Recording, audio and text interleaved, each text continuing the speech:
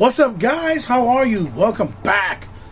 And it's me, your boy, He-Bot, with another exciting episode, hopefully, of Toys in My Closet. And you guys know, when I do Toys in My Closet, I always try to do figures related with video games. I also try to do things in general with anything that is pop culture when it comes to figures. And today, as you see here, I have the brand new, or the newly released Max Factory Figma Sekiro figure. And I think the number here in the corner is for the 483 or 83 figure that they have released under the Figma brand.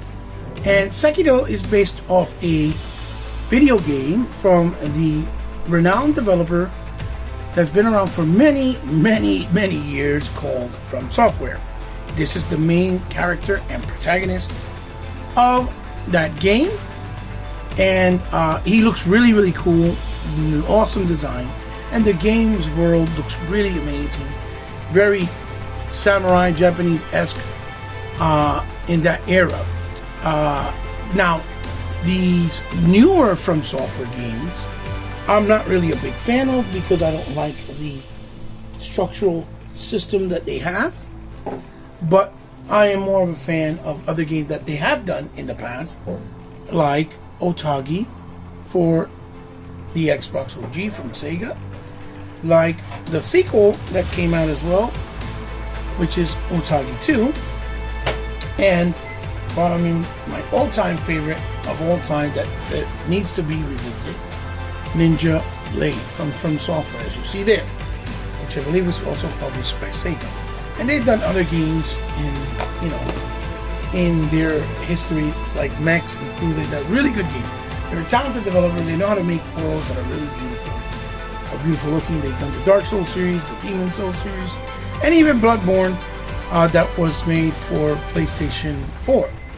So this is the boxing in all of the Max Factory fashion with the cardboard boxing. A nice, picture and promotional shot of the figure on the side. It says Figma right there. Window box bubble in the front with the figure displayed, what he comes with, the Figma and the Max Factory in the corner, top, and Figma in the bottom. Another side profile on this side with Figma in the bottom of the figure. And then in the back, as we're going to see, all of the different displays, the options you have, like in positions and poses that you can pose them. And of course, down there, some legalese. So, sit back, relax, have a digital drink, enjoy your ride here with Toys in My Closet with me, your host, He-Bot, and hopefully you'll have a good time, and I'll be able to tell you what this figure has to offer and if it's worth picking up. Remember, this is a figure that is a premium product, and it's a very pricey figure. This is actually the standardized figure. I got it through Big Bad Toy Stores, and this figure was $109. That is before tax and shipping. A lot of it has to do with the distribution from, I guess, China to here in the States. If you got the DX version, which is the deluxe edition, it was $129.99, and it came with a couple of little extra accessories that were pivotal to him in the game, like weapons. I just opted for this one because it was already pricey enough. But it was a gift also for my daughter. She said, I'll buy it for you to help you out because I know you want it, and I know you want to display it on your channel. So let's get right to it. Let's take this bad boy out of the box and see what he has to offer. Here you go, guys. Here you have him on a box, and as always, in typical Figma fashion, the figure is very nice. It looks good.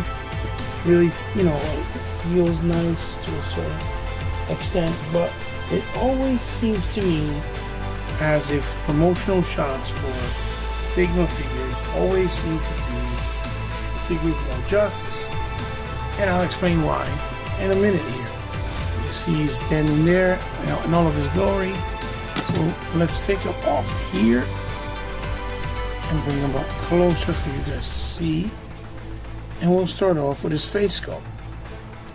As you can see there, one thing that's kind of bothering me is you see that his face has way too much black shade, right? It has so much black shade that it almost feels as if his face wasn't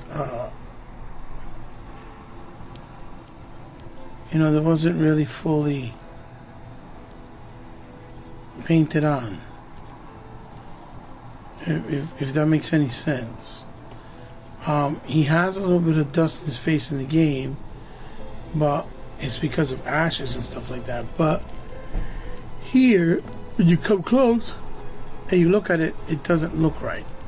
When he's afar, it's a lot more doable, I guess, but I feel like it's overly done. And you see that it has the white hair on the side with the ponytail, mainly because he is a older samurai. Then you get these big gaps in between because of the way they're designed with their articulation scheme. There's the scarf, which looks really nice. Then the rope tied around him, you see little bits and cables on his chainmail inside, and other ropes there, and another rope going across with the sheath that will house the sword in the back, as you see there. He has this one housed here in the back. That nice wooden look. I don't know if you can take these off. I think you might be able to take them off, I'm not sure. I don't feel like you can, but anyway. There's the one. With the nice brown and wooden look with the wash on top. And the back, the cloth. What looks to be his robe.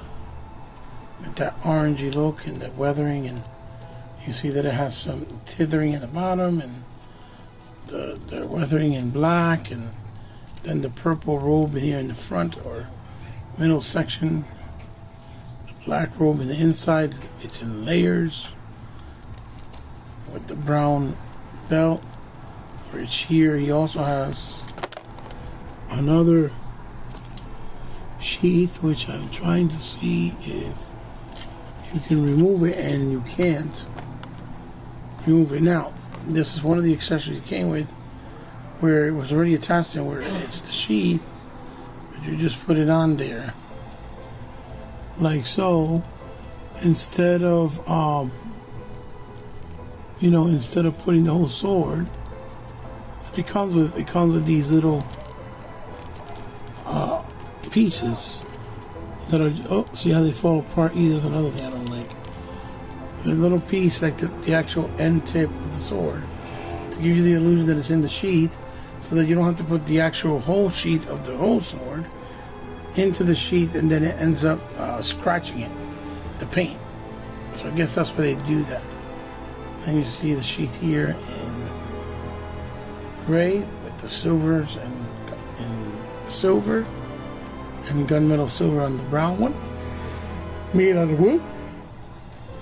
Then he has his arm that he has a prosthetic of. It's in metal with skeletal elements to it, as you see. Really nicely detailed with wrappings. Looks like a chainmail on top. Has the skeleton up there, wrapping there. Cybernetic skeleton there, so there. Then it has here the chain here. With, like he had been locked up or something. Then on this side is the same thing. The black and then the wrappings and ropes showing his actual hand, or a human hand. You know, you got some like frills coming off here and the actual elbow area. Got a little swivel there.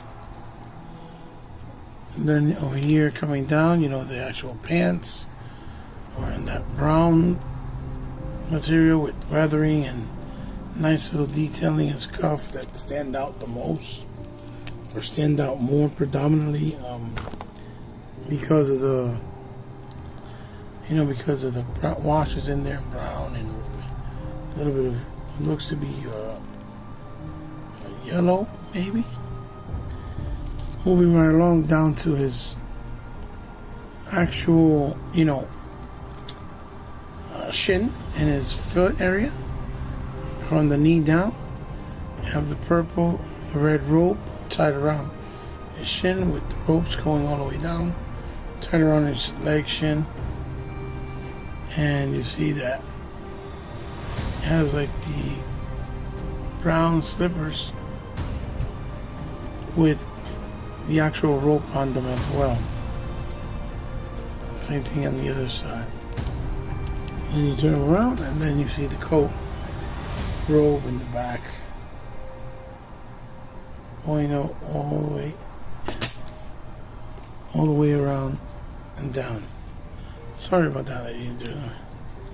Ladies and gentlemen, so there we have Sekiro. And I don't know, for me, for some reason, I don't know if he's gonna come off that way in camera, but for some reason he kind of looks heavy set to me. He doesn't look like he does in the game. That has like that slim look. For me, he looks like he's chubby. I don't know if it's just because I don't know if that's because of the head being maybe a little bit smaller, but that's just for me. I mean, maybe it's just my imagination. I don't know. That's just what I see. So let's take a look at his accessories really fast.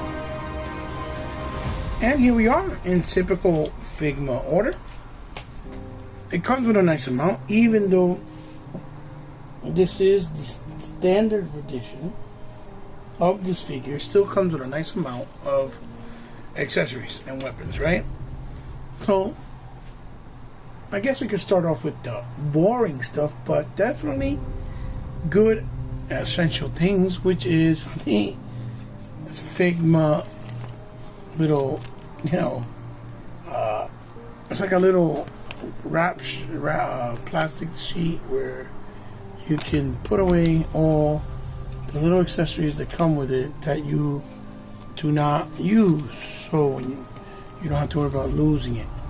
It has a sort of instruction sheet, I guess, well, I call it that, which shows you instructions and how his rope goes in his hand. See? And the pieces it comes with, as you can see. And then it comes with the bottom half.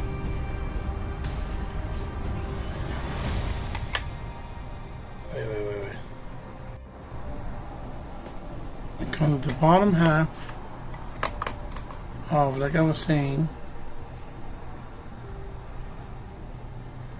of the stand. This is the actual neck for the stand. The L tip for the stand, so when you you know, when you put it on the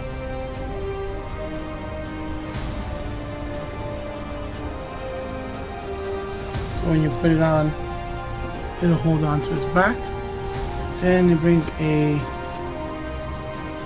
holder of hands with all the different hands that he has. Which right here, you see he has 3 sets with 6 hands, an extra chopping looking hand. And then he has the 2 that come that are already attached to the figure. And he brings this rope, which is, this is the rope where he, you know, how he, this is the rope how he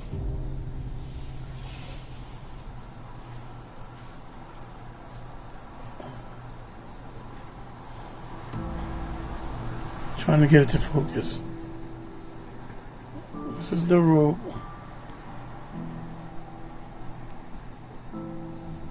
Okay, this is the rope how he gets around and throws to item, you know, objects to get around and to his traversary through the world. Then he brings an extra peg for one of the hands in case it breaks. Brings this sheath for one of the swords so that you don't have to put the actual sword itself, which would be this one here, in the sheath and ruin the paint job. And as you can see from the sword here, same sheath with the blacks, that nice silver, silver gray, and it has like that reddish look to it. And it's like red with the black wash. Now, I don't know if this is, again, I don't know if this is deliberately done. Because of, to give you the illusion that it's blood, but it is there. And then the other sword, as you see there, with the sheath as well, with the navy blue. See even the little details there in the, I think it's called the mane. And then the silver gray and the actual sword all the way down to the tip. And then the spare handle for the other, that same sword, so that you can put on the other sheath with the illusion that, you know, it's in the sheath. I don't know how many times I said sheath, but you guys get what I'm saying. So there it is, guys. That is what he comes with as far as all the accessories. So it's pretty nice amount, and for, you know, a lot of cool reasons. So now let's take a look at the figure's articulation. Hey guys, I'm back, and here we have him out of box. And as you can see, I have him here in the spinner. But let's take a closer look to, like I said, see what he has to offer as far as the articulation goes. So his head goes left and right, like so. His head can look down this much. His head can look up that much. And of course it has, you know, left and right.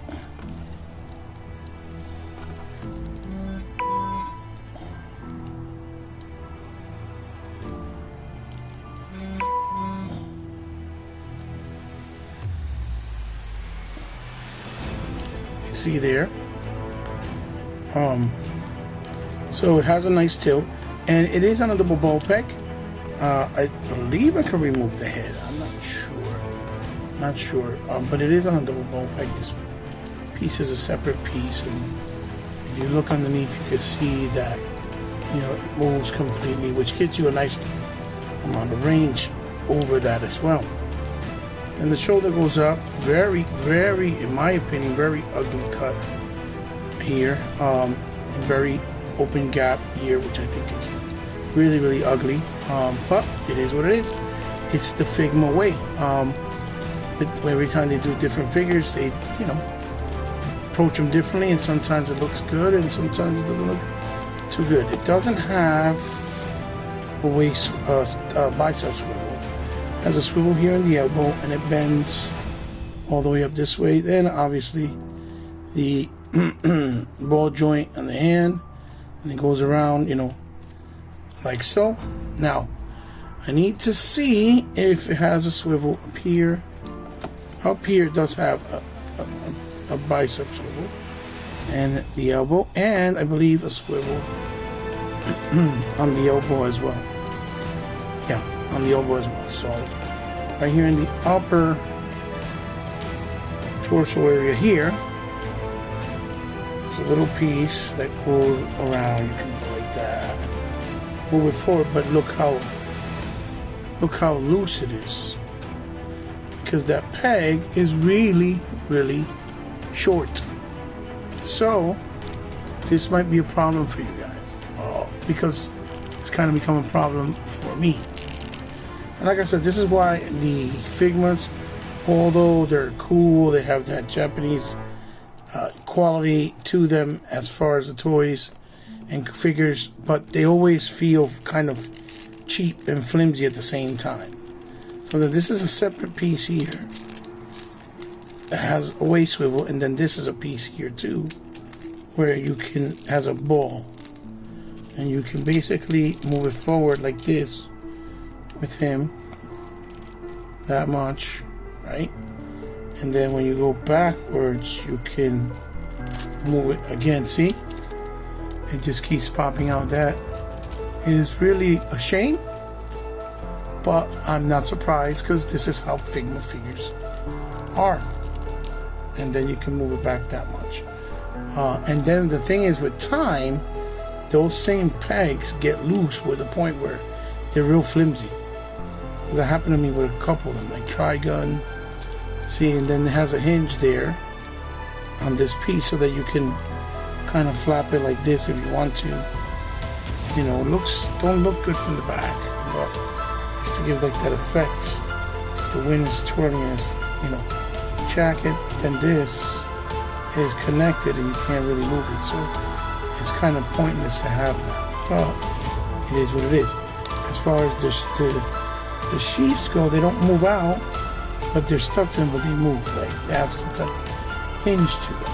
Then over here in the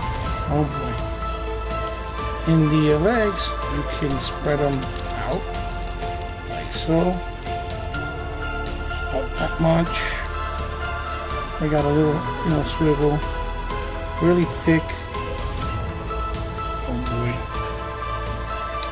Really thick there and gappy, really ugly looking. Can't stand it. I guess it's because of the design. And over here as well. And then here they have a single on each of the knee. But it goes up pretty high, as you see there. Oh boy. I'm going to, hold on 1 second, ladies and gentlemen.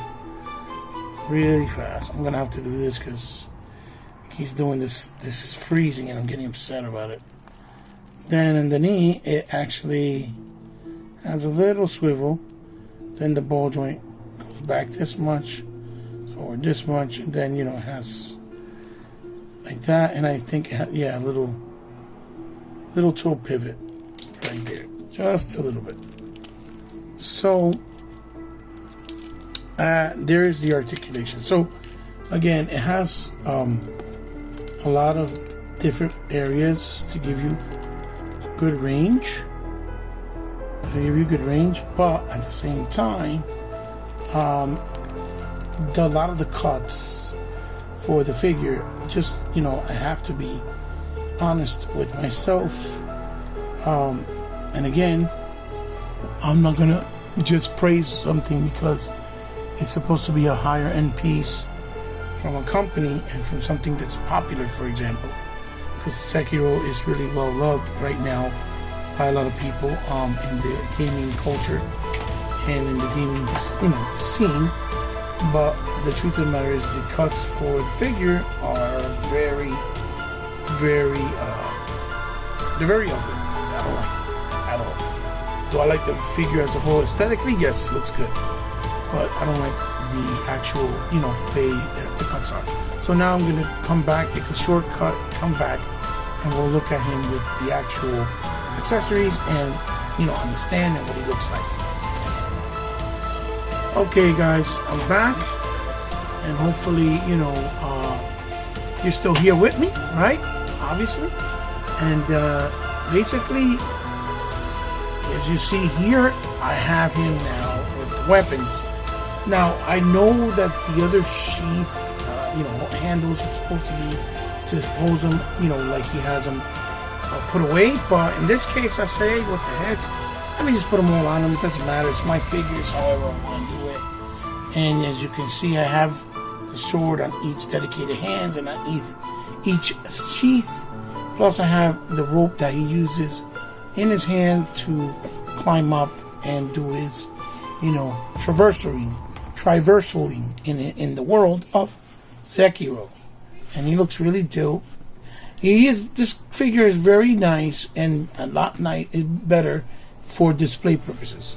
Meaning, once you have him like this, in a nice little pose with all the weapons and accessories, you just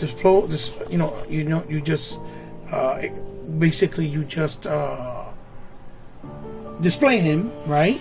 And you let him be, because when you play with him as a toy and as a figure or collectible, like I said, because of all the different gaps and stuff, he really isn't an attractive figure. So, but as you can see here, when you're posing him, right, now it becomes a different type of dynamic, right?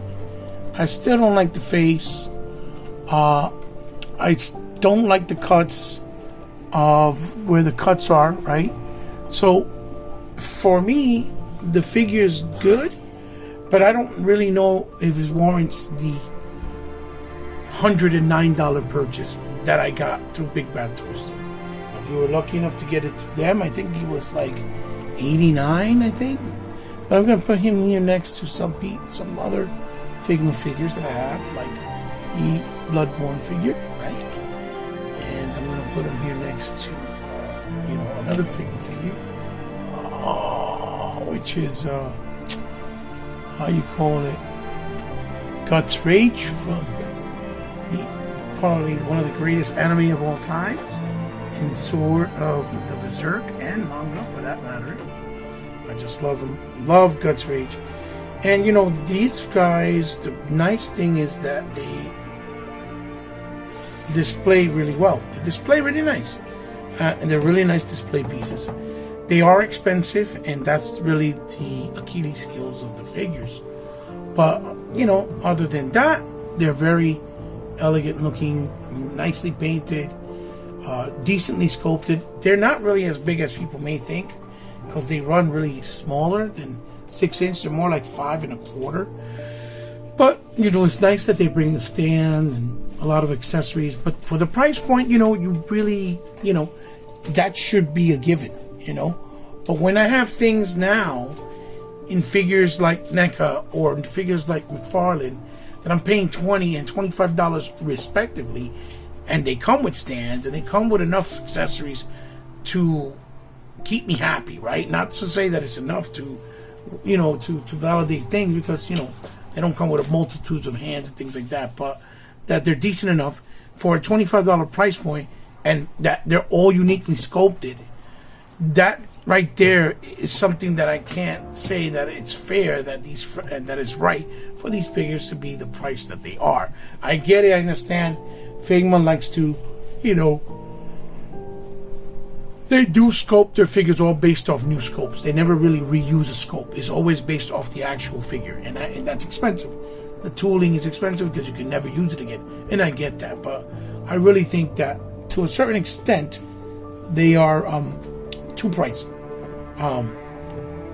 And if that's the case, maybe they should go a little bit bigger, the way that Storm Collectible does. Even though even Storm Collectibles actually reuses parts.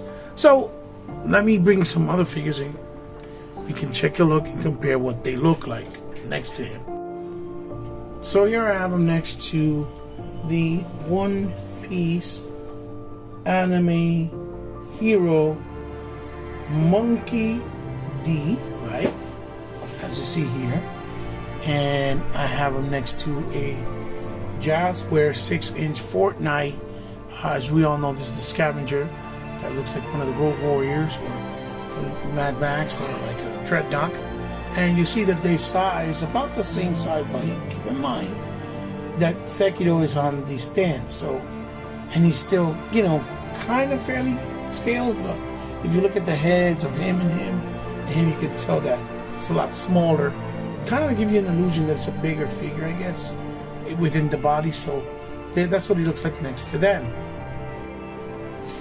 Here I have him next to the McFarlane Toys Steampunk Batman. This is the actual Todd McFarlane design. And to the new Diamond Select Legolas from the Lord of the Rings. Again, you see these are more 7-inch scale next to him, and you kind of get an idea of how the disparity between the sizes are. Moving along, and here we have them, and this should be kind of a more bigger indicative showing of how small you really are. Here is the NECA Phantom figure, which I have the holsters from the giant size Meowchi from Fortnite, from Jazzware. We're putting the guns on them. Shout out to my boy Joseph that he gave me the idea. Because, you know, Phantom did have holsters with guns in the actual comic and TV show. This is the Civil Warrior from the, I think it's Marvel Champions game on mobile, which is Captain America with like kind of like a Iron Man armor. I don't really know anything about him, but I picked him up because he's really cool looking. He looks dope. And then this behemoth right here, this monstrosity right here, is basically the brand new Diamond Select Hulk. This Hulk is absolutely incredible. This thing is nasty. Beautiful paintwork too. But look how big he is. He's like maybe 10 inches as far as, you know, the size. I can't ever find my measurement anymore, my measuring ruler, because it got lost somewhere. But yeah, if not, I would have done it here in front of you. But just to give you an idea, you know, how much the difference can be, you know, as far as, you know, size and scales, you know. So you got 7-inch, you got 6-inch, and then you got a, you know, like I said, a 10-inch. Again, once again, like I said, he's more in the 5¼ inch scale. So, but again, they look great. You know, it's your toys, your shelves. You do what you want, no matter what. You put them on that shelf. It looks sweet, looks juicy, looks gorgeous, and nobody can tell you nothing. It's yours. It is what it is. So, let me give my closing thoughts, and we'll finish the review. And here we go, guys. Here we go. Here are my final thoughts and my closing ideas and remarks of what I think of this figure. This figure is really, really beautiful looking. It's really nice. Has a lot to offer, and you know, I just think as a collector, obviously I know how collectors think and feel.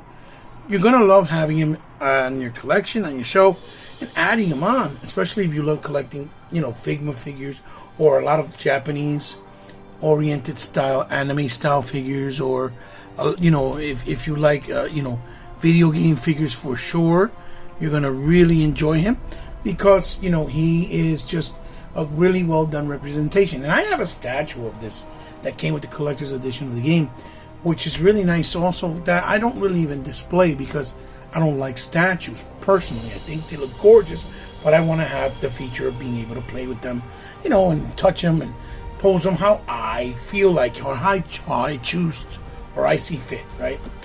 But what I'm going to tell you is this.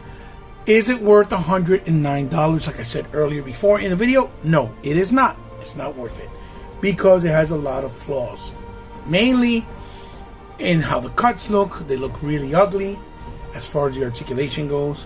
And also some of the paintwork, especially in the face, I don't think it's really well executed. I think it looks good from afar, but when you look at it up close, you know, it kind of looks really sloppy and not really well made or well done.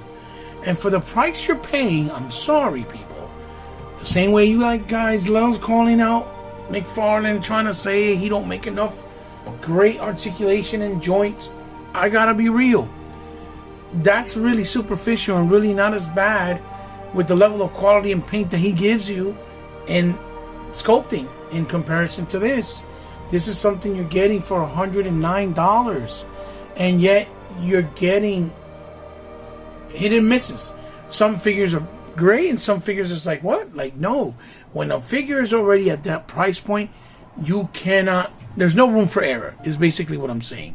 Because you're selling now a high premium product like that people are paying for big bucks out of their pocket, that they're sacrificing to put somewhere else in their life, and their, you know, even if they have spare money to spare, it's still not something that people take lightly.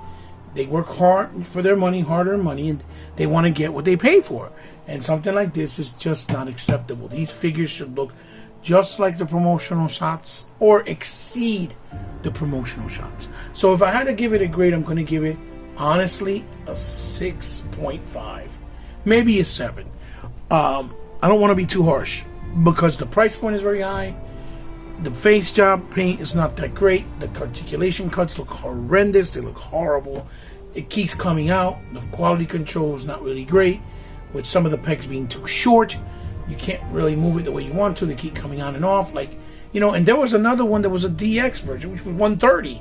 So imagine getting that one and still having these issues and just having a couple extra pieces to contemplate or to kind of compensate for the other marginalizations and little, you know, shortcomings that the figure has. So it's a beautiful figure, don't get me wrong.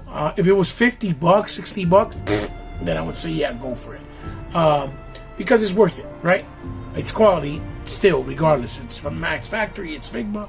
They have a, you know, they have a name for themselves, or have built a name for themselves, so people trust them. But at the end of the day, it's still not perfectly executed. Maybe they should have took more time to try to figure out the engineering. I don't know. I'm not a figure sculptor or engineer, so I can't really say. I'm just giving you my thoughts as a collector for so many years, for over 30 years, and messing with a lot of figures with so many errors and so many, you know, different figure lines through the years, that I just think this should be perfected by now. It's like when you see McFarlane and Hasbro, they keep every time trying to make things better when they hear the fan base say something. And even NECA, they've come a long way. They just get better and better, and they're still holding at the same price point and giving you a bang for your buck. I don't know how serious Figma is about it, but if they see my video, hey, I hope my constructive criticism helps you for the future in any future release with other figures. You know, they have Death Stranding figure coming out that looks cool that I would like to get. They have other figures like, you know, Odin's Sphere, figures from like Yakuza, figures from Kid Icarus, a couple more, even something like Gravity Rush 2 from other games that I would love to get, but they're too pricey, and I know they're gonna have shortcomings like this one because it's always has when I play with a Figma. It's always been the case. So, guys, give me a thumbs up if you liked the review. Give me a thumbs up if you didn't. Leave a comment down below. Let me know what you think. What's your thoughts? How you feel about the figure? If you completely disagree with anything I'm saying, that's perfectly fine. That's what it is. It's for a good conversation when we talk about figures. And, you know, share this video with someone you think might like it. If you're new to my channel, thank you for stopping by. Remember, it means the world to me. I really appreciate it. And if you subscribe, you know, I'm so humble and grateful because I know you didn't have to. But since you did, I consider you now part of my family. Remember that always. You can find me on social media on Hebot, Powerful Gamer, on Twitter, on Instagram under Hebot, under C_respect. And like, you know, if you want to ever, you know, help me out in any way, shape, or form because you have the means to it, because you love what I do, you love my channel, you want to help me out, it will go a long way. It will help me tremendously because I always, you know, commission all this out of my own pocket and with the help of my kids when they want to help me out. And that's the truth. I have a small base, you know, subscriber base. I don't really have a lot of support and help. And monetization, I can't even, you know, make anything. So, you can do it. It's all down in the description below with the details with my Instagram. With a Patreon page I opened a while ago. and with my PayPal page. If you guys want to, and if you want to ever, donate anything, so that I can showcase it or highlight it on my channel, I would be more than glad to. I would be very grateful and humble to do so. Just hit me up on the DMs on one of those 2 social platforms, and we'll work out the particulars, guys. This is Hebot signing off with another episode of Toys in My Closet. I'll see you guys soon, very soon, in the next one. Love you guys. Keep collecting. Be safe doing it. Be considerate while doing it with others, because we're still in trying times. Love you guys. Bye-bye.